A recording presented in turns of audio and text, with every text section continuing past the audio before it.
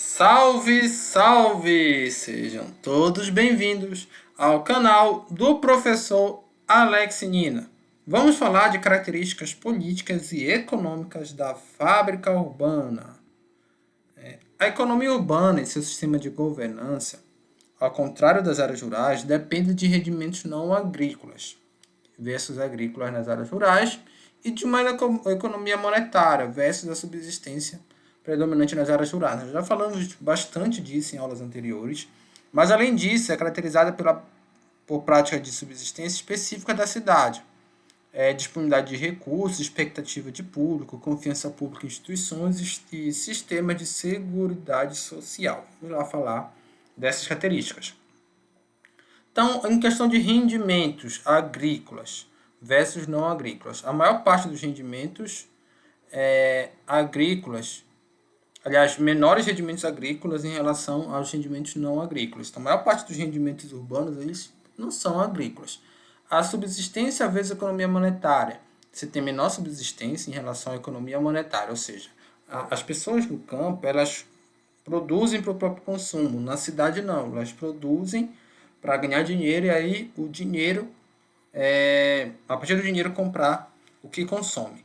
Maior dependência do mercado de alimentos rurais, logo as pessoas nas regiões urbanas elas dependem muito mais da economia de mercado e também da produção rural que chega na cidade. Você tende a ter maior rendimento monetário, tá bom? A renda per capita das famílias no geral é maior, mas os preços de bens e serviços são maiores. Por quê? Tem um valor agregado, né? Mesmo que você tenha comercialização nas regiões rurais, geralmente como é produzido lá mesmo, não tem um custo de transporte, é a primeira grande questão. Não tendo custo de transporte, pode ser mais barato os produtos. Aí quando chega na cidade tem um custo de transporte, mas também às vezes o preço ele é definido pela demanda.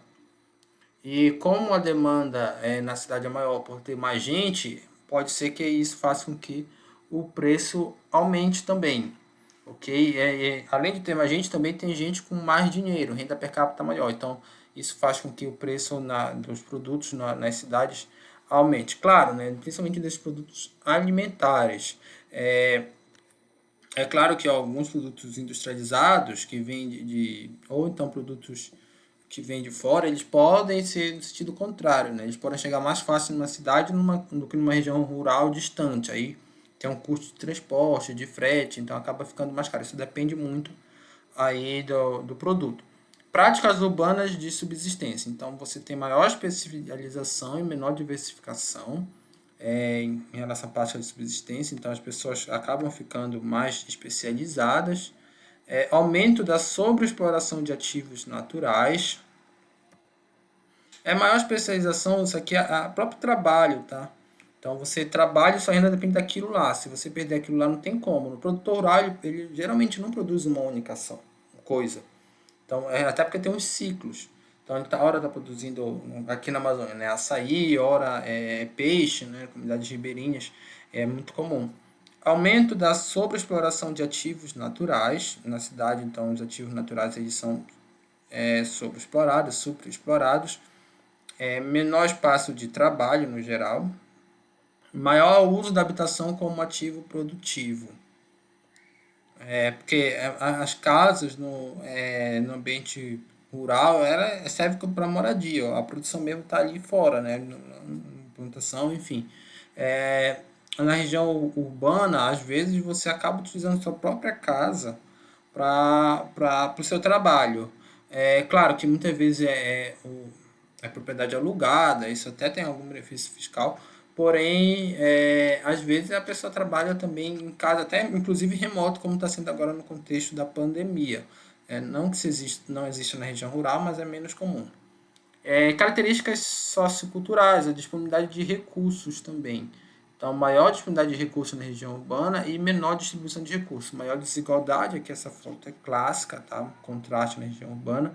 Isso a gente falou em vídeo anterior dessa questão da desigualdade urbana, que ela é mais perceptível e ela de fato é maior.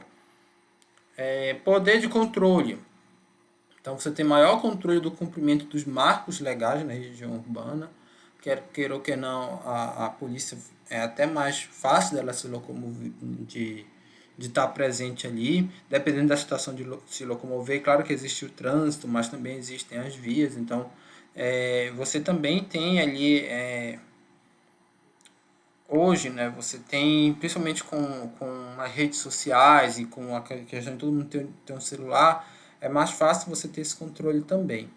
Instituições, você tem maior presença e concentração de instituições e acesso aos seus serviços, quer queira ou que não, o governo, geralmente a sede do governo, por exemplo, se o governo estadual, a sede dele vai estar na capital da cidade, né, capital.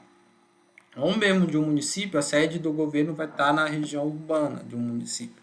Então você está mais próximo ali dos seus representantes políticos. E também das instituições, né, secretarias, não só os deputados e governadores, mas as secretarias. Elas vão estar geralmente nas regiões urbanas. Expectativas do público. Você tem maiores expectativas do público, em geral, em relação ao poder público. Dependência pública de instituições e sistemas de segurança social. Na região urbana, você tem maior dependência do poder público. Questão de saneamento, por exemplo. É uma dependência muito grande para que você tenha saneamento também. Questão de transporte, você tem maior governança urbana e sistema de seguridade social também. Porque a expectativa de vida da população urbana ela é maior por conta da melhoria lá dos hospitais, da questão de saúde. Como ela é maior, você tem um percentual grande de pessoas idosas e pessoas que dependem aí da seguridade social, da previdência, mas a seguridade social também abrange os indivíduos em situação de vulnerabilidade, pobreza extrema, moradores de rua. Então, isso é maior também na região urbana. Né? O próprio termo morador de rua, não existe rua na região rural, mas é maior na região urbana. Tá? É difícil você ver um morador de rua na região rural. Você vai em São Paulo, tem bastante, por exemplo. Em Belém também, algumas regiões tem bastante. Restrições de espaço tornam impossível para os cidadãos serem autossubsistentes.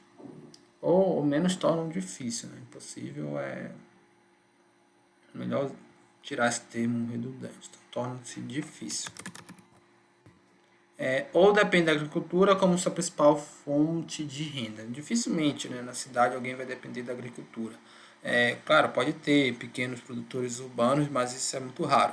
Da mesma forma, o cultivo de alimentos, em combinação com outros trabalhos, como estratégia de diversificação, muitas vezes não é viável também. A concentração espacial dos centros políticos e econômicos se traduz, por um lado, em recursos e pós-trabalho, embora não sejam igualmente acessíveis. Então você tem a concentração, centros políticos e econômicos, isso pode trazer postos de trabalho, também pode ter maiores oportunidades de emprego, mas é claro que existe desigualdade. Com relação ao alimento, tem um movimento até de você fazer agricultura urbana.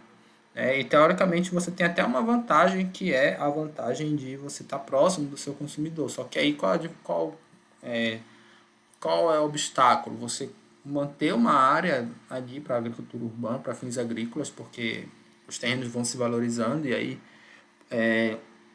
vem a questão do setor imobiliário forte e é mais viável você destinar a outra finalidade, por exemplo, um prédio comercial. Vai ter sempre pressão e se for uma área pequena, você pode não ter ganho de escala. Tá, claro que existem muitos produtores rurais pequenos, mas ali eles muitas vezes cooperam, né? Através de cooperativas eles conseguem ter uma área grande e acordos, eles conseguem de certa forma uma escala, né? Essa teoria do desenvolvimento local ela até da base. Ou quando não, é a própria propriedade grande, plantejo que tem economia de escala. Na cidade isso é muito mais complicado. Por outro lado, existem mais expectativas e confiança nas instituições e sistemas de seguridade social, já falamos disso.